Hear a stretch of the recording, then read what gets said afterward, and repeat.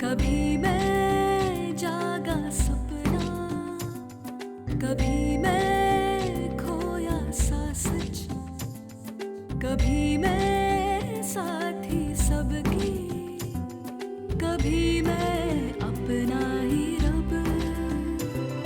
रंगों की खुशबू को कोख में भर सकती हूँ, एक नई जान को सांसों में भर सकती हूँ। मैं ये भी, मैं वो भी, मैं कुछ भी कर सकती हूँ। मैं कुछ भी कर सकती हूँ, मैं कुछ भी कर सकती हूँ।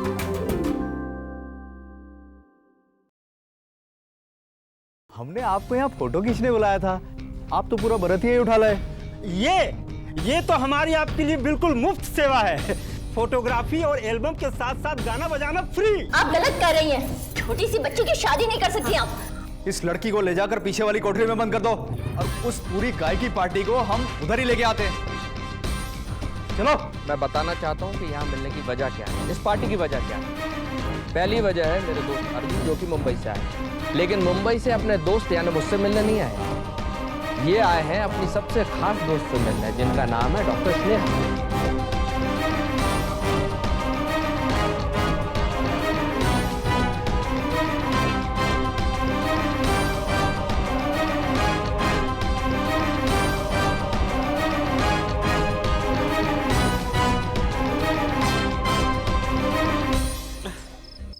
अरे कहा मैडम, आप अपना नाम बनाने का चक्कर में मेरा नाम बर्बाद कर दिए। आपको क्या है, रहना तो हमको नहीं इस गांव में।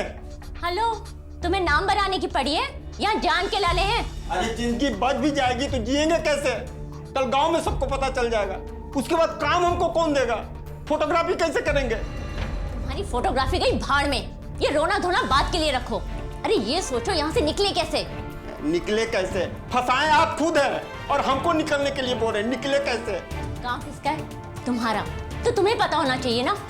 अरे हमरा तो बुद्धि भ्रष्ट हो गया था कि हम मुन्ना कबात में आ गए।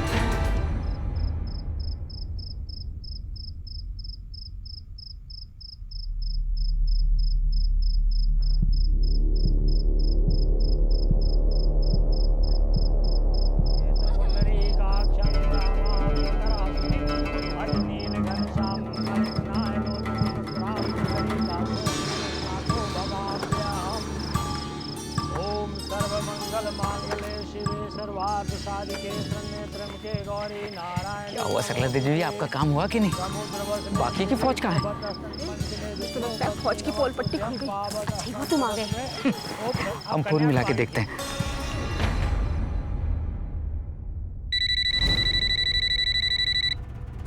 फोन उठाओ। अरे कैसे उठाए? कैसे देख नहीं रहे, हाथ बंधा हुआ है, उठाओ। हेलो हेलो रहने दो। हेलो।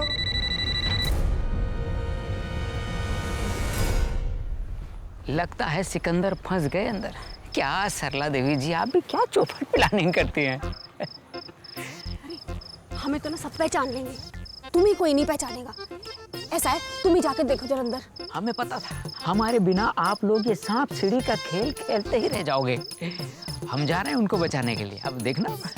तुम अकेले निपट लोगे उन मुस्टंडों से? अब आप लोगों ने हमारी ताकत को समझा क्या है? देखना, अकेले निकाल के लाएंगे उन लोगों को इस तूफान से। हैं? पक्का? आप लोग छूटो, आप लोग छूटो, छूटो छूटो। चलो मुन्ना भाई।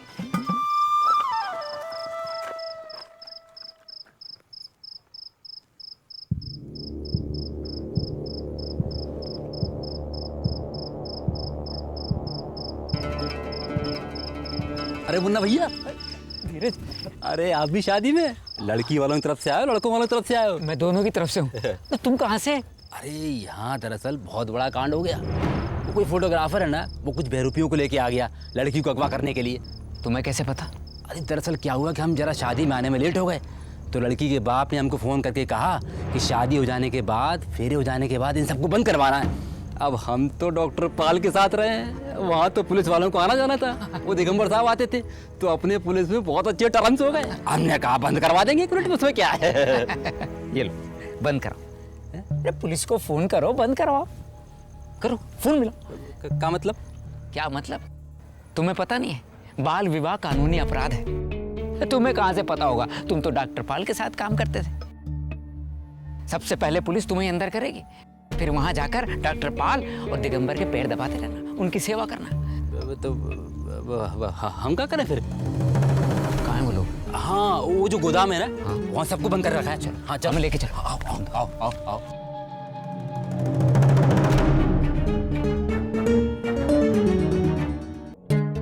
अब तुम जाओ, यहाँ आते हुए तुम्हें किसी ने नहीं देखा तो आए नहीं तो गए भी नहीं, और अपना फोन भी ऑफ कर लेना, ठीक है?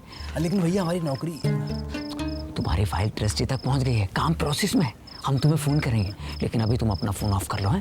जाओ। अच्छा हाँ, ठीक है, हमारी बात याद है, मैं जाओ जाओ।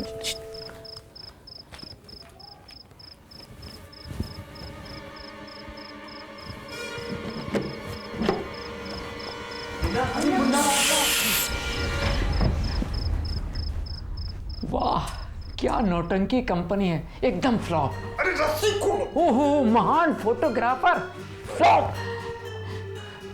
ओ मैडम, आप तो महान हैं, सबको नवा देंगे आप। मुन्ना भाई ओवर एक्टिंग मत करो, रस्सी खोलो। कौन है? उनकी बंद करो। मैडम आप बहुत गलत करते हैं मुन्ना भाई।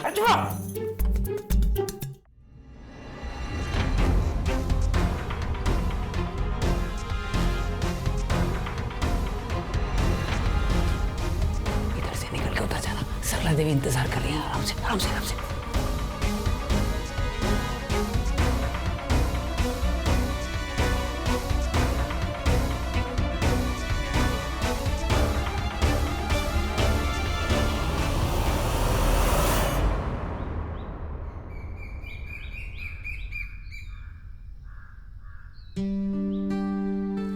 विद्या, यही नाम बताया ना?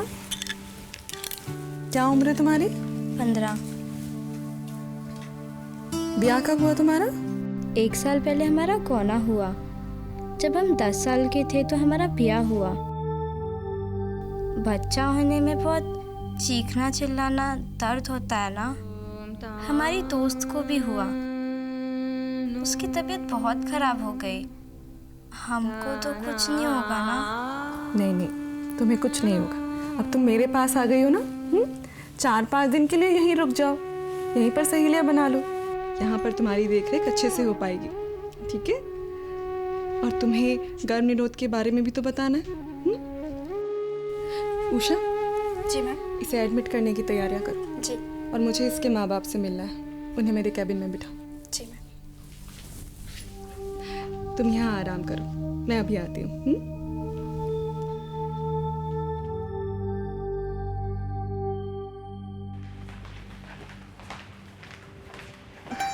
अरे स्नेहा, अच्छा हुआ तुम मिल गई। मुझे अपने निजी काम की वजह से कुछ दिनों के लिए बाहर जाना पड़ा था। इनके नाम पर एक अस्पताल बन रहा है ना एक गांव में, बस उसी के काम में थोड़ी व्यस्त थी। मेरी वजह से तुम फंस गई ना यहाँ पे। कैसी बातें कर रही हैं आप? अच्छा स्नेहा, अर्जुन के बारे में घर में कुछ बताया? तुम्हारी जोड़ी बहुत अच्छी लगती है, देख लेना, सब लोग देखते ही हाँ कर देंगे। आप शाम को घर आइए ना, रत्ना भाभी को आपसे मिलकर बहुत अच्छा लगेगा। हाँ हाँ जरूर आती हूँ। चल Sneha, thank you so much, बहुत बहुत शुक्रिया। मैं भले ही यहाँ नहीं थी, लेकिन मुझे पता है कि तुमने बहुत जिम्मेदारी के साथ यहाँ पर काम किया। डॉक्टर सुमित से मेरी रोज बात होती थी फोन पर, और वो ज्यादातर तुम्हारे बारे में बात किया करते थे। तुम्हारे काम की बहुत तारीफ करते थे, तुम्हारी बहुत तारीफ करते थे। अब देखो, मैं आ गई तो वो जा रहे हैं लंबी छुट्टियों पर। आज तक उन्होंने कभी भी 2 दिन से ज्यादा लंबी छुट्टी नहीं ली। लेकिन अब देखो, अब पता नहीं क्या काम है। खैर छोड़ो, शाम को मैं आ रही हूँ घर पे, और बुआ जी को कहना कि मेरे लिए खास तौर पे घी की खीर बना कर रखें। जी ठीक है, चलो मिलती हूँ शाम को।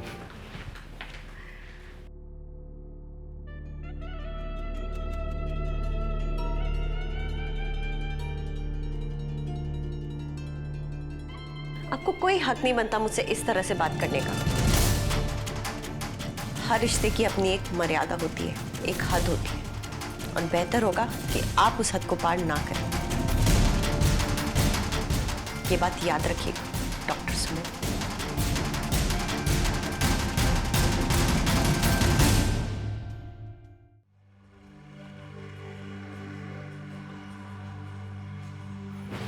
बैठिए बैठिए। डॉक्टर साहब, सब ठीक है? 10 साल की उम्र में आपने अपनी बेटी की शादी करा दी, और अब आप पूछ रहे हैं सब ठीक है। 10 साल की उम्र में क्यों कराई अपनी बेटी की शादी आप? शादी नहीं करते डॉक्टर साहब तो क्या करते? दहेज कहाँ से लाते? लोगों की नजर से अपनी बेटी की इज्जत को कैसे बचाते?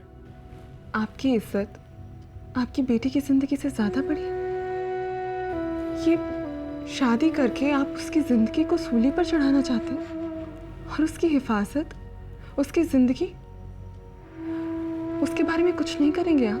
उसकी उम्र की तो और भी लड़कियां गांव में हैं, वे भी बच्चे जन रही हैं। हाँ, जनती हैं बच्चा, मगर अपनी जिंदगी दांव पर लगाकर।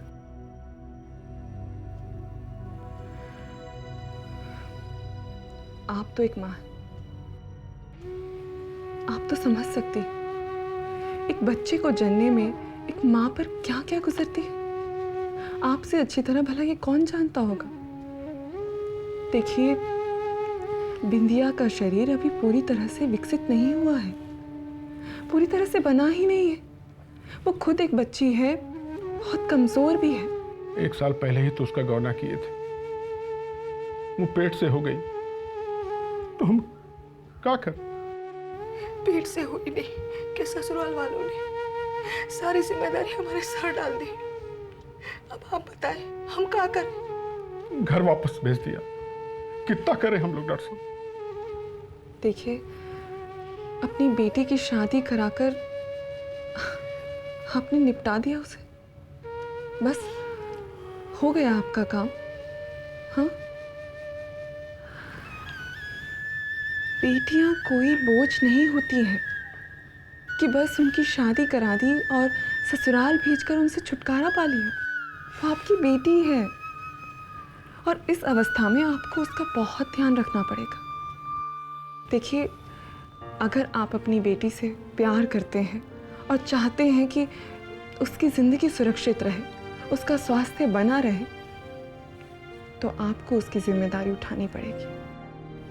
जी डॉक्टर साहब। देखिए, इस उम्र की लड़कियां जो माँ बनती हैं, उनके शरीर में खून की बहुत कमी हो जाती है, जिसकी वजह से शरीर बहुत कमज़ोर हो जाता है। अब आप ही बताइए, अगर माँ कमज़ोर होगी तो बच्चा भी कमज़ोरी पैदा होगा ना।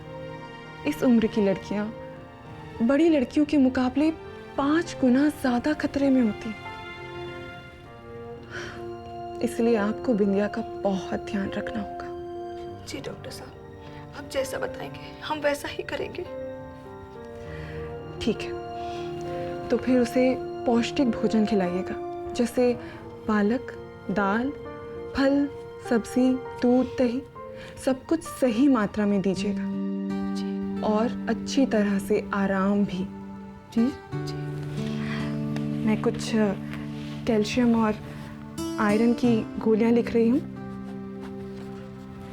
जिन्हें आप हमारे अस्पताल से फ्री में ले जा सकते हैं, बिल्कुल मुफ्त। बेहिचक आइएगा और इन दवाइयों को ले जाइएगा। डॉक्टर साहब, हम दोनों से बहुत बड़ी गलती हो गई। हमने कम उम्र में अपनी बिटिया की शादी करके बहुत बड़ी गलती की, बहुत बड़ी गलती। डॉक्टर साहब, हम दोनों अपनी बिटिया से बहुत प्यार करते हैं, हम उसका पूरा ध्यान रखेंगे। आज से न सिर्फ वो हमारी जिम्मेदारी है और ना ही बोझ, वो सिर्फ हमारी बिटिया है डॉक्टर।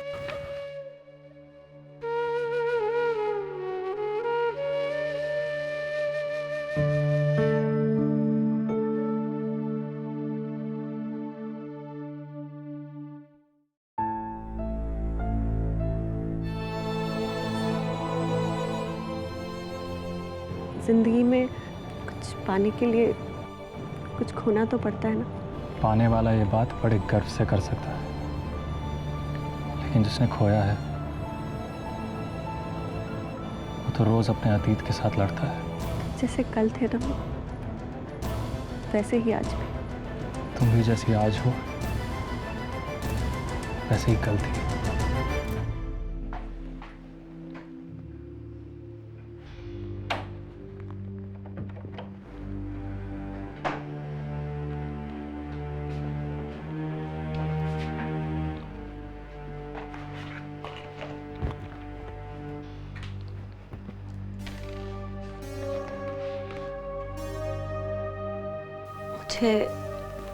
मुझे आपसे कुछ कहना था।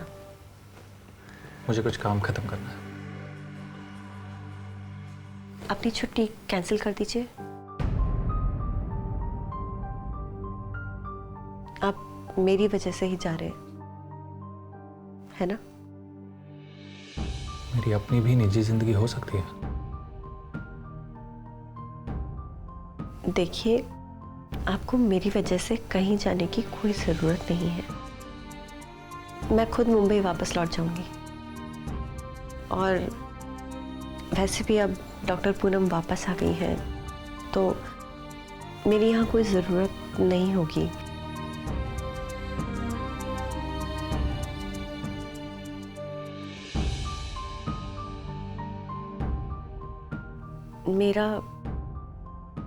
मेरा यहाँ रहना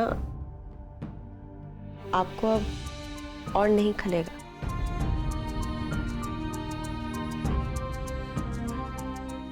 क्या खलता है इससे तुम्हें क्या स्नेहा? तुम्हारे लिए ना मैं कभी जरूरी था और ना हूं। तुम्हारे लिए सिर्फ तुम ही तुम हो और कोई नहीं। हम बार बार अपने अतीत पर ही आकर क्यों रुक जाते हैं?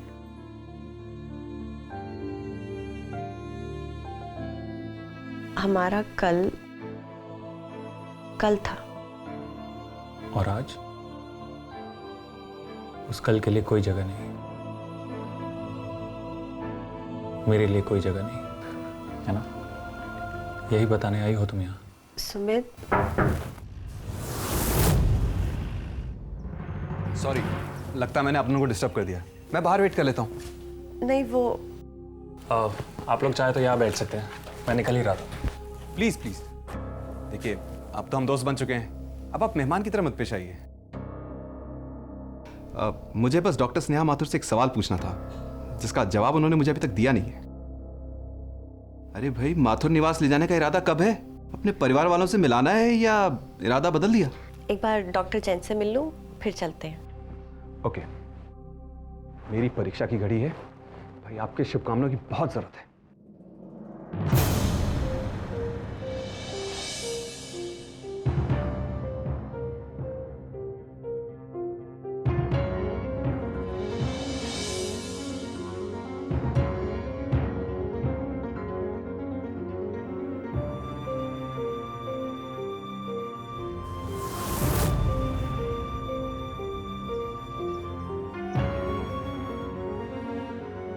इंसान बाहर सिर्फ पैसे कमाने नहीं जाता, इज्जत कमाने भी जा सकता है। मेरे सपने प्रतापपुर तक सीमित नहीं थे सुमित, इसीलिए मैं मुंबई चली गई। मेरा लक्ष्य देश के सबसे बड़े डॉक्टर्स में अपना नाम शामिल करना था, और शायद इसीलिए मेरी जिंदगी में किसी और चीज़ के लिए जगह ही नहीं थी। आपने पहले भी कभी मुझे नहीं समझा और अब भी ये साबित कर दिया कि आप मुझे कभी नहीं समझ सकते।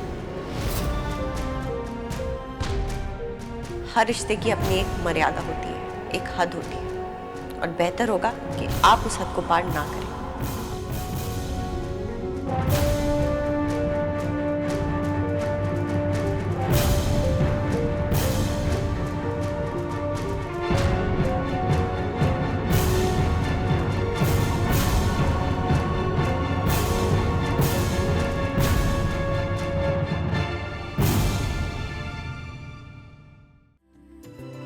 रंगों की खुशबू को कोख में भर सकती हूँ, एक नई जान को सांसों में भर सकती